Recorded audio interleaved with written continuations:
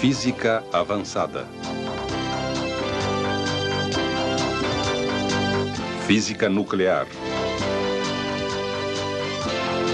Energia do núcleo.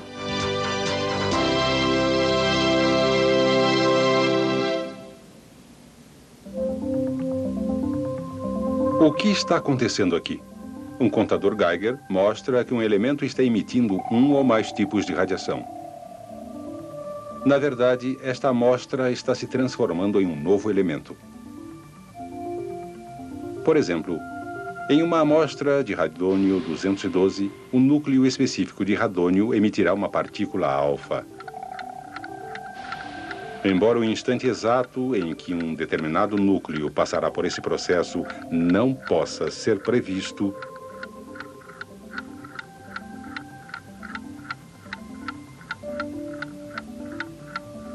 sabemos que durante um período de 24 minutos, exatamente metade dos núcleos de radônio-212 emitirá uma partícula alfa e se transformará em um novo elemento, o polônio-208. Estas partículas alfa são emitidas com uma energia enorme. Mas de onde vem toda essa energia? A resposta a essa pergunta foi inicialmente sugerida por Albert Einstein, em sua teoria especial da relatividade. Einstein sugeriu que massa e energia são realmente duas formas da mesma coisa, e cada uma delas pode ser convertida na outra. De acordo com Einstein, a equação E igual a mc2 relaciona energia à massa vezes a velocidade da luz ao quadrado, que é um número enorme. Portanto, de acordo com Einstein, mesmo uma minúscula quantidade de massa multiplicada pela velocidade da luz ao quadrado poderia ser convertida em uma quantidade enorme de energia. Para comparação, quando um combustível como gasolina é queimado no motor de um automóvel, ele se combina quimicamente com o ar, produzindo quantidades relativamente pequenas de energia para mover o carro, além de problemas de exaustão. Se o mesmo carro pudesse converter toda a massa de gasolina em energia, não precisaríamos de um sistema de exaustão, porque não haveria produtos residuais.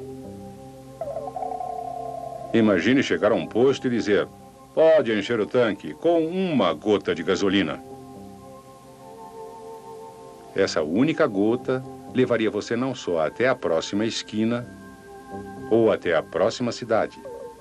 Você poderia dirigir até o fim da vida útil do carro.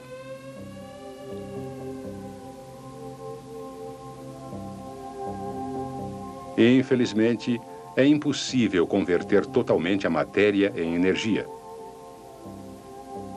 Mas isso não invalida a teoria de Einstein. Pelo contrário, John Cockcroft e Ernest Walton logo conseguiram uma comprovação experimental. Eles projetaram um acelerador de partículas que acelerava prótons a uma velocidade muito alta.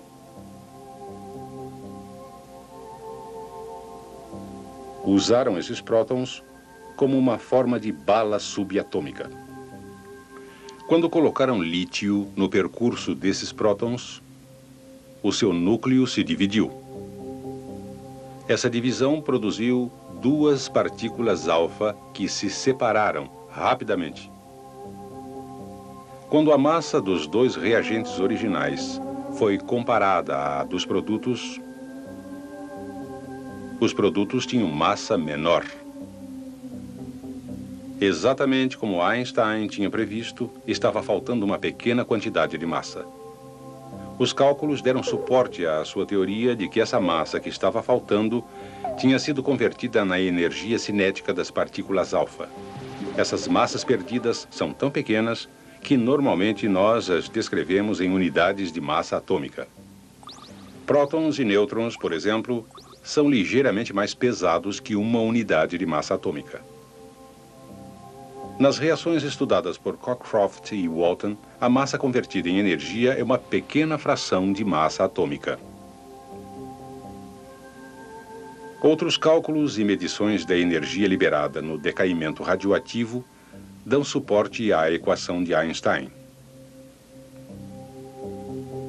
Por exemplo, um núcleo como o do carbono 14 sofre decaimento radioativo para produzir nitrogênio 14 e uma partícula beta. A massa dos produtos é menor que o núcleo de carbono 14 original. Novamente, a massa perdida é uma pequena fração da unidade de massa atômica, e o núcleo de carbono 14 sofre decaimento. Essa quantidade é convertida em energia cinética compartilhada pela partícula beta e por nitrogênio 14. Em 1939, dois cientistas austríacos, Lise Meitner e Otto Frege, identificaram mais uma reação do núcleo. Eles sugeriram que quando é disparado um nêutron para um núcleo de urânio 235, o átomo de urânio poderia se dividir, formando núcleos mais leves de elementos completamente diferentes, liberando mais 2 ou 3 nêutrons.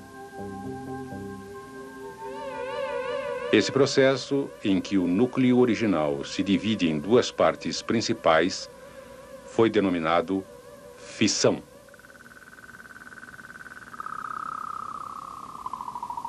A descoberta da fissão causou muita agitação na comunidade científica por dois motivos. Primeiro, quando os reagentes eram comparados com os produtos eram mais leves, como no decaimento radioativo.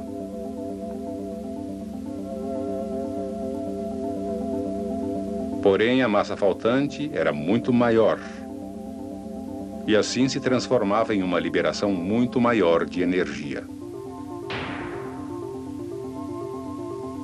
Além disso, em cada fissão, cada nêutron causava a liberação de 2 ou mais nêutrons. Cada nêutron, por sua vez, poderia fazer com que outro núcleo de U-235 se dividisse, liberando ainda mais nêutrons e assim por diante. Em outras palavras, uma reação em cadeia era uma possibilidade bem definida. A primeira reação em cadeia controlada foi obtida em uma quadra de squash na Universidade de Chicago em 2 de dezembro de 1942, sob a liderança do físico Enrico Fermi. 3 anos mais tarde, aconteceu a primeira fissão nuclear não controlada. A bomba atômica explodiu no Novo México.